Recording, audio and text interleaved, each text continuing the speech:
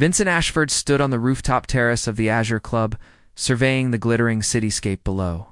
At 32, he had built an empire in real estate that made him one of the youngest billionaires in the country. Money flowed through his fingers like water, and people bent to his will with barely a whisper of resistance. Life was a game he had mastered, and he never lost. Tonight's celebration marked another victory. His latest acquisition had crushed 3 competing firms, and the champagne flowed freely among the elite guests who gathered to congratulate him. Vincent accepted their praise with practiced charm, though inside he felt nothing but boredom.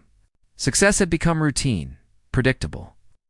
Empty Gerald Hampton approached with 2 crystal glasses, his smile sharp as a knife. Gerald owned Hampton Industries, a rival company that had been nipping at Vincent's heels for years. Their relationship walked the line between professional competitors and personal enemies. "Another conquest for the great Vincent Ashford," Gerald said, handing him a glass. "Tell me, does winning ever get old?" Vincent took a sip, his eyes cold. "Not when I keep finding new things to win." Gerald laughed, but there was an edge to it.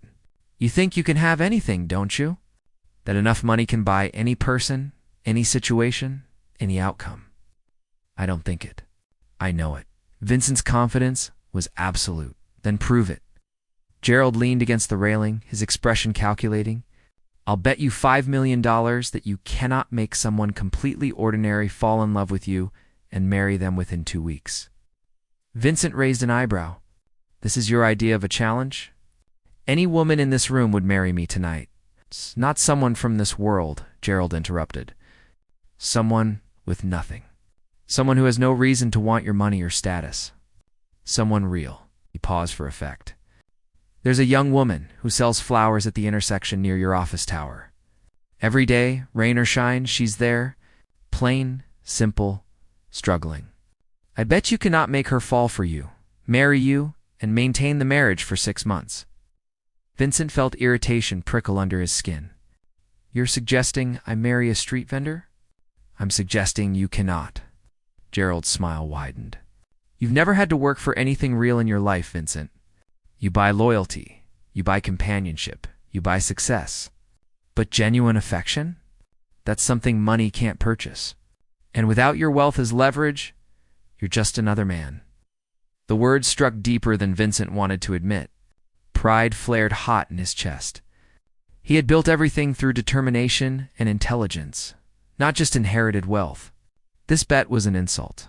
But more than that, it was a challenge to the very foundation of his identity. $5 million, Vincent asked coolly. $5 million. But there are conditions. You cannot tell her about the bet, obviously. You must actually marry her legally. And you must stay married for 6 months. If she falls in love with you and chooses to stay beyond that, I pay double. Ow. Vincent extended his hand. "You just made the worst bet of your life, Hampton." They shook, sealing the agreement that would change everything the next morning. Vincent drove himself to the intersection where Gerald had mentioned the flower seller. Sure enough, there she was. A young woman in worn jeans and a faded jacket, arranging bouquets in white plastic buckets. Her hair was pulled back in a simple ponytail, and her face held a tired but determined expression. Vincent watched her for several minutes. She smiled at every passing car, held up her flowers hopefully, and faced rejection after rejection without losing her gentle demeanor.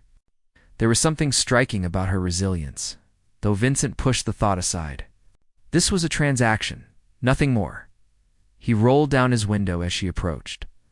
"Fresh flowers today, sir. Roses, lilies, or mixed bouquets." Her voice was soft but clear. "What's your name?" Vincent asked instead. She blinked, surprised. "Rosalie. Rosalie Chen." Rosalie tested the name. "How much do you make doing this?" Her expression became guarded. "Enough to get by. Would you like to buy some flowers? I'd like to make you an offer instead." Vincent pulled out his business card. "I'm Vincent Ashford. I own Ashford Enterprises, the building right there." He pointed to the gleaming tower across the street. Rosalie glanced at the card, then back at him with confusion. "I don't understand." "I need a wife. Temporarily. A business arrangement for 6 months. In exchange, I'll pay you $200,000 and cover any expenses you or your family have." He delivered the proposition as if negotiating a merger. Rosalie's eyes widened, and she took a step back. "Is this some kind of joke? Are you making fun of me? I'm completely serious. Think about it. 6 months of your time, and you'll have enough money to change your life completely. Why me? Why would someone like you need someone like me?" Suspicion colored every word. Vincent had prepared for this question. "I need someone unconnected to my social circle. Someone without expectations or demands beyond our agreement. You need money. This is mutually beneficial." Ow. Rosalie shook her head slowly. "This is crazy. People don't just marry strangers for money. Some do. And before you refuse, consider what you could do with $200,000. Whatever burden you're carrying, whatever reason you're out here in all weather selling flowers, that money could eliminate it." He saw the moment his words found their mark. Rosalie's expression shifted from disbelief to painful consideration. Her hand unconsciously touched her jacket pocket, where Vincent glimpsed the edge of what looked like hospital bills. "I have a brother," she said quietly. "Tommy, he's 14 and has a heart condition. The treatments are expensive, and we're already drowning in debt. Our parents died 3 years ago in an accident, and it's just been the two of us since then." Vincent felt an unexpected twinge of something uncomfortable in his chest, but he pushed it aside. "Then this solves your problem. 6 months, and Tommy gets the treatment he needs." Rosalie looked at the flowers in her hand, then at the endless stream of cars passing by without stopping. She looked exhausted, worn down by life's cruelties. Finally, she met Vincent's eyes. "What exactly would this arrangement involve?" "A legal marriage. You'd live in my home. We'd appear together at necessary social functions. Beyond that, you'd have your own space and freedom. After 6 months, we divorce quietly, and you receive your payment. No other expectations?" Her voice was careful, protective. "None.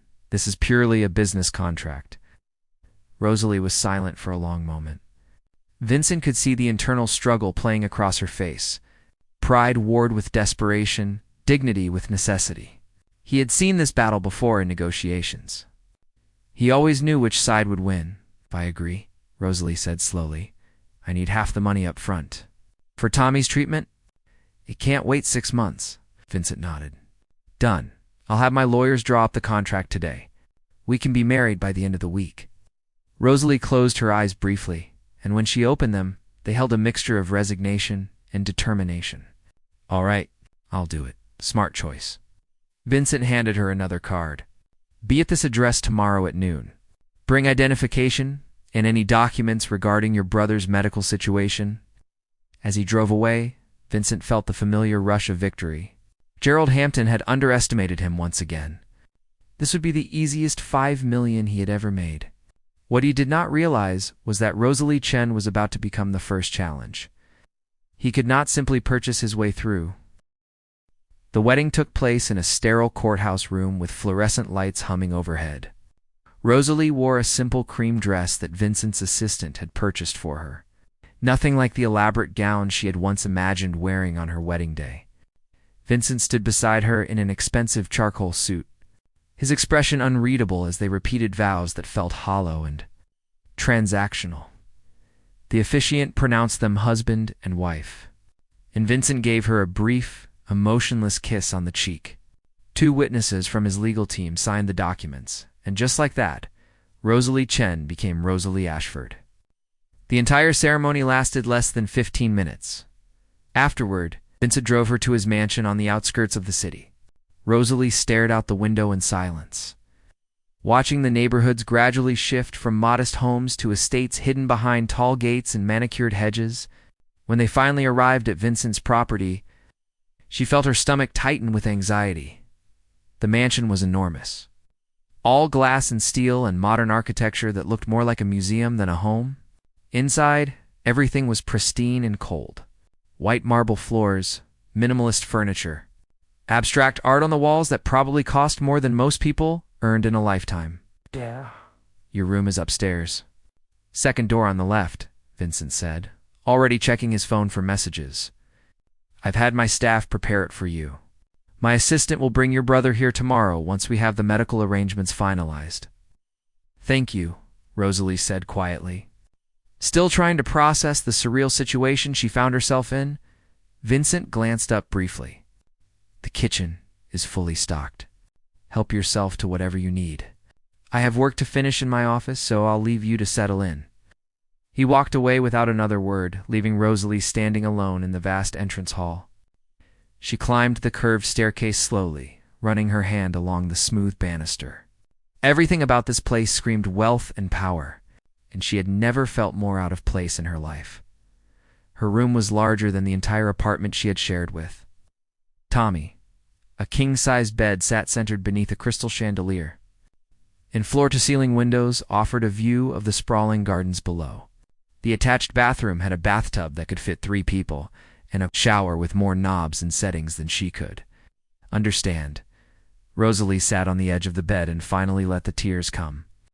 She had sold herself into this arrangement to save her brother, and while she did not regret the decision, the weight of it pressed down on her chest until she could barely breathe.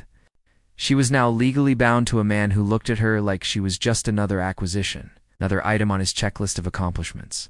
But Tommy would live. That was what mattered. Everything else she could endure. The next morning, Rosalie woke to sunlight streaming through the massive windows. For a moment, she forgot where she was, and then reality crashed back. She was in Vincent Ashford's home. She was Vincent Ashford's wife. She found her way downstairs to the kitchen, where a woman in her 50s was preparing breakfast. The woman smiled warmly when she saw Rosalie. "Good morning, Mrs. Ashford. I'm Margaret." "The housekeeper, Mr. Ashford mentioned you'd be joining the household. I've made breakfast. Please, sit and eat." Rosalie felt uncomfortable with the formal title, but sat at the kitchen island. "Thank you, Margaret. And please, just call me Rosalie." Margaret served her fresh fruit, eggs, and toast while chatting pleasantly about the household routine. It turned out Vincent was already gone, having left for his office before sunrise. Apparently, this was typical. He worked constantly, rarely took breaks, and treated his home more like a hotel than a place to actually live. Later that afternoon, Vincent's assistant arrived with Tommy. Rosalie rushed to the door, pulling her brother into a tight embrace. Tommy looked pale and tired, but his eyes widened when he saw the mansion. "Rosie, what is this place? Your message said you got married, but I thought you were joking." "It's complicated, Tommy, but it's real. And it means you're going to get the treatment you need." She cupped his face in her hands. "Everything is going to be okay now." Tommy's doctor appointments began immediately. Vincent had arranged for the best cardiologist in the country to oversee his care, and within days, they had scheduled the surgery that could save his life. Rosalie was overwhelmed with gratitude despite the strange circumstances of her marriage. Vincent remained distant and professional. He left for work early, returned late, and spoke to her only when necessary. They existed in the same space, like polite strangers, maintaining the illusion of marriage without any of its substance. But slowly, things began to shift. It started small. One evening, Rosalie was in the kitchen making dinner for herself and Tommy when Vincent came home earlier than usual. He paused in the doorway, looking surprised to find the kitchen filled with the smell of cooking food and the sound of laughter. "We're making pasta," Tommy announced cheerfully.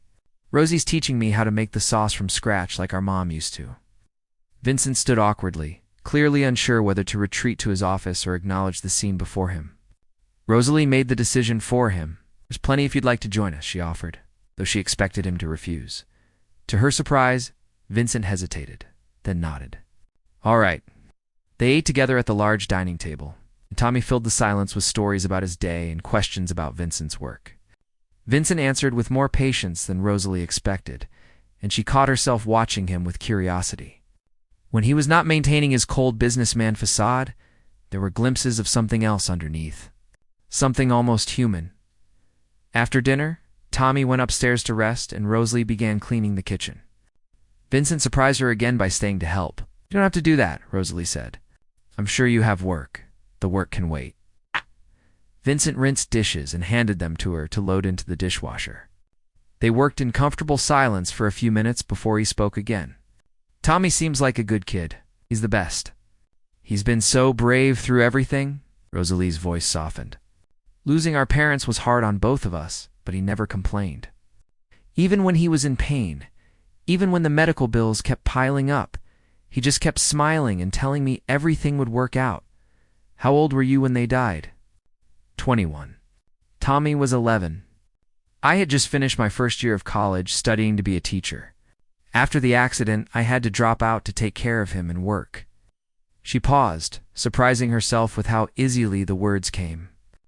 "I tried to keep going, but between hospital visits and multiple jobs, there just was not enough time or money." Vincent turned to look at her fully.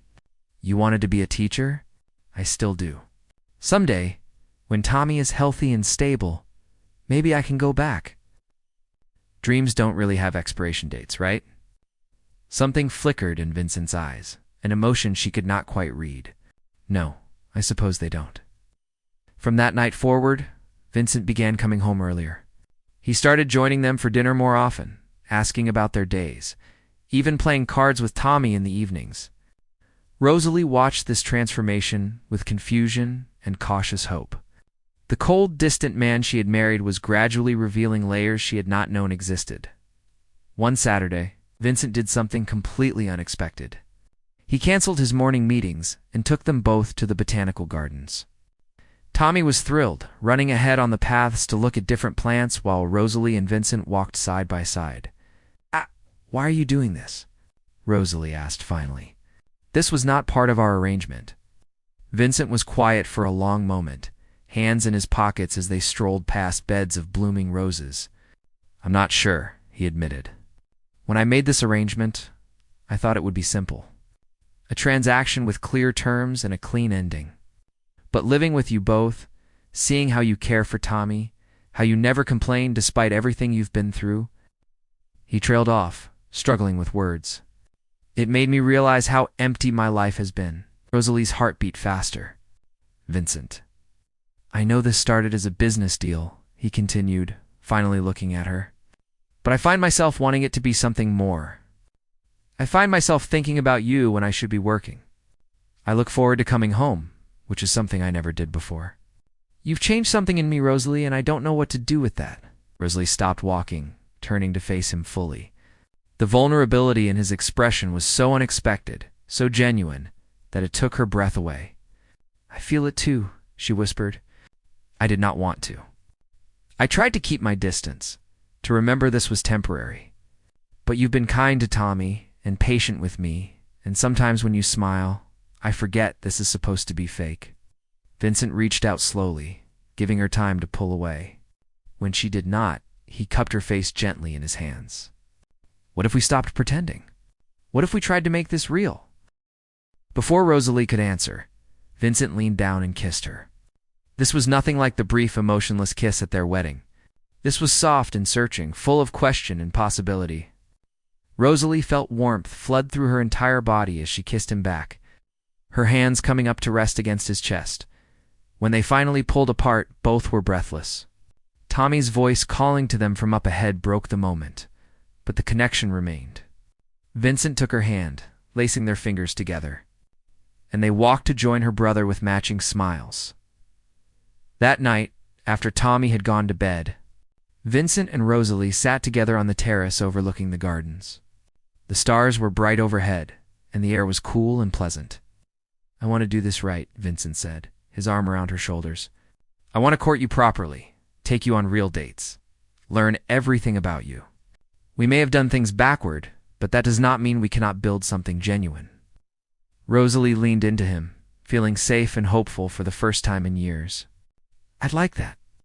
But even as they sat together under the stars, neither of them knew that the foundation of their growing love was built on a lie. The bet that had brought them together remained hidden, a ticking bomb waiting to destroy everything they were beginning to build in his downtown office. Gerald Hampton reviewed the investigator's report with satisfaction. Vincent was falling for the flower seller, just as planned. The real game was only beginning, and Gerald had no intention of letting Vincent win this time. He picked up his phone and began making calls. It was time to set the next phase in motion. 3 months passed like a beautiful dream. Vincent and Rosalie's relationship blossomed in ways neither of them had anticipated. What began as a cold contract had transformed into genuine affection. Laughter shared over breakfast, stolen kisses in the hallway, and long conversations that stretched late into the night. Tommy's surgery was successful, and watching him recover gave Rosalie more joy than she thought possible. Vincent visited him in the hospital every day, bringing books and games, sitting with him when Rosalie needed to rest. Her brother adored Vincent, and the feeling appeared mutual. They had become a real family in every sense that mattered. Vincent found himself changing in ways he never imagined. The ruthless businessman who once measured everything in profit margins now rushed home to have dinner with his wife and her brother. He laughed more, smiled easier, discovered that the emptiness he had carried for years was finally filling with something genuine. Rosalie had awakened parts of himself he thought had died long ago. For Rosalie, falling in love with Vincent was both terrifying and exhilarating. She had built walls around her heart after years of struggle and loss, but Vincent had somehow found his way through them. She trusted him now, believed in the life they were building together, and dared to dream of a future beyond their 6-month agreement. Neither of them discussed the contract anymore. It sat forgotten in Vincent's desk drawer, irrelevant in the face of what they had become to each other. Vincent had already decided he would tear it up when the time came and ask Rosalie to stay married to him for real. He was planning the perfect way to tell her everything, to confess how their relationship started and beg her forgiveness. But Gerald Hampton had other plans. The annual charity gala was the social event of the season, attended by everyone who mattered in business and high society. Vincent had been dreading it because these events reminded him of his old life, shallow and performative. But Rosalie had insisted they attend. Wanting to support the children's hospital that had helped Tommy, Rosalie wore a stunning emerald gown that Vincent had commissioned specifically for her. When she descended the stairs that evening, his breath caught in his throat. She was absolutely radiant, and the fact that her beauty came as much from her kind spirit as her appearance made her even more captivating.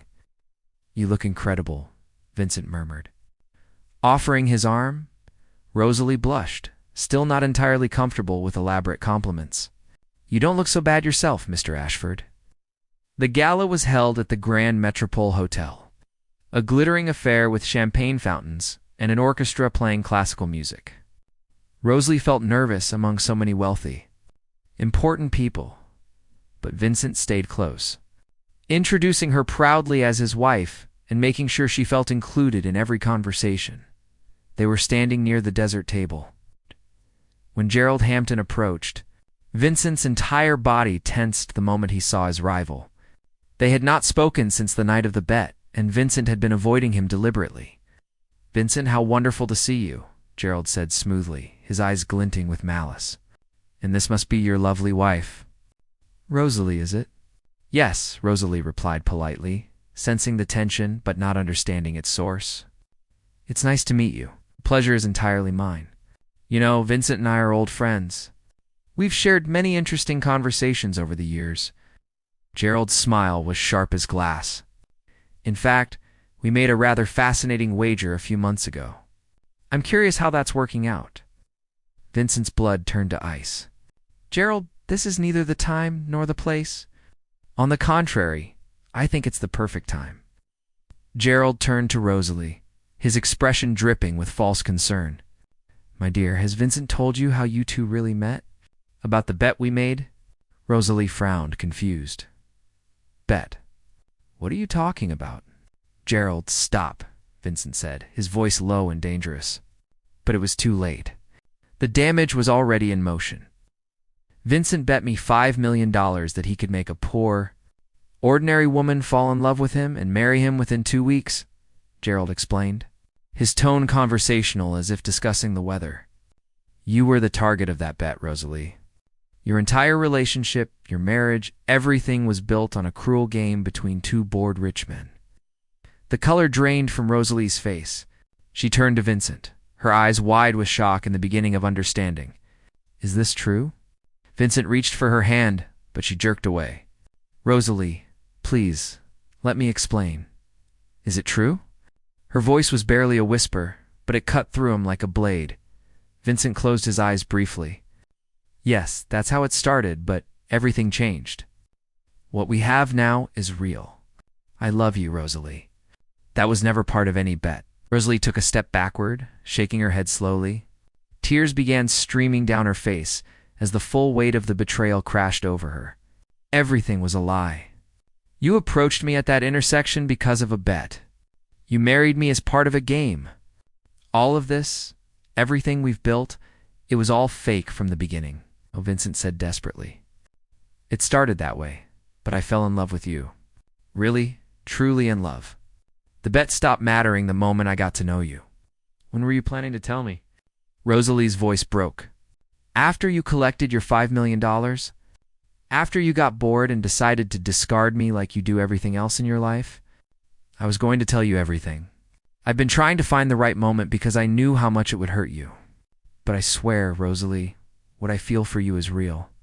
People were starting to stare now, drawn by the raised voices, invisible distress. Rosalie became aware of the whispers, the curious glances, the phones being discreetly pointed in their direction. She was a spectacle, a punchline to a joke she had not even known existed. I trusted you, she said, her voice trembling with pain and anger. I gave you everything. My heart, my vulnerability, my dreams. And you've been laughing at me this whole time? I've never laughed at you. Not once. Vincent tried to move closer, but she held up a hand to stop him. Don't. Just don't. Rosalie wiped at her tears with shaking hands. I need to leave. I need to get away from you. She turned and ran through the crowded ballroom, ignoring the stares and whispers that followed her. Vincent started after her, but Gerald stepped into his path with a satisfied smirk. Get out of my way, Vincent snarled. You lose, old friend. You were supposed to make her love you and stay with you. Instead, you broke her heart and drove her away. I believe you owe me $5 million. Vincent grabbed Gerald by his expensive suit jacket, his face inches from the other man's. This was never about the money for you, was it? You wanted to destroy something good because you're too miserable to build anything yourself. Gerald's smile never wavered. I wanted to prove that you're exactly what I've always said you are. A selfish, heartless man who destroys everything he touches. And I was right. Vincent shoved him away and raced after Rosalie, but by the time he reached the hotel entrance, she was already gone. He called her phone repeatedly, but she did not answer. When he finally made it home, hoping she would be there, he found only Margaret, waiting with a sympathetic expression. She came back, packed her things, and took Tommy with her. Mr. Ashford, she left this for you. Margaret handed him an envelope. Inside was her wedding ring and a brief note written in Rosalie's careful handwriting. Right, Vincent. I cannot stay in a relationship built on lies and manipulation. Whatever feelings developed between us, they cannot erase the fact that you saw me as a project, a conquest, something to win. I deserve better than that, and Tommy deserves better than to have his life built on false foundations. Please don't try to contact us. The money you gave us for Tommy's treatment is the only thing I'll accept from you. Consider our contract fulfilled. Rosalie. Vincent sank onto the couch, the note trembling in his hands. For the first time since he was a child, he felt tears burning in his eyes. He had finally found something real, something that mattered more than money or power or winning. And he had destroyed it with his own arrogance. The next few days were torture. Vincent could not eat, could not sleep, could not focus on work. His assistant fielded hundreds of calls and rescheduled dozens of meetings. Nothing mattered except finding a way to fix what he had broken. He tried calling Rosalie repeatedly, but his calls went straight to voicemail. He went to the small apartment she had shared with Tommy before their marriage, but the landlord said they had moved without leaving a forwarding address.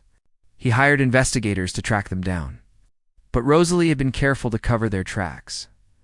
Margaret found him one evening sitting in the dark living room, staring at nothing. You really love her, don't you? The housekeeper asked gently.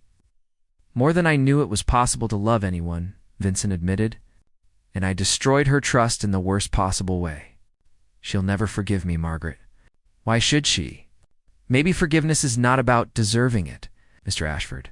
Maybe it's about proving you've changed and being willing to fight for what matters. Vincent looked up at her. How do I fight for someone who won't even speak to me? You show her.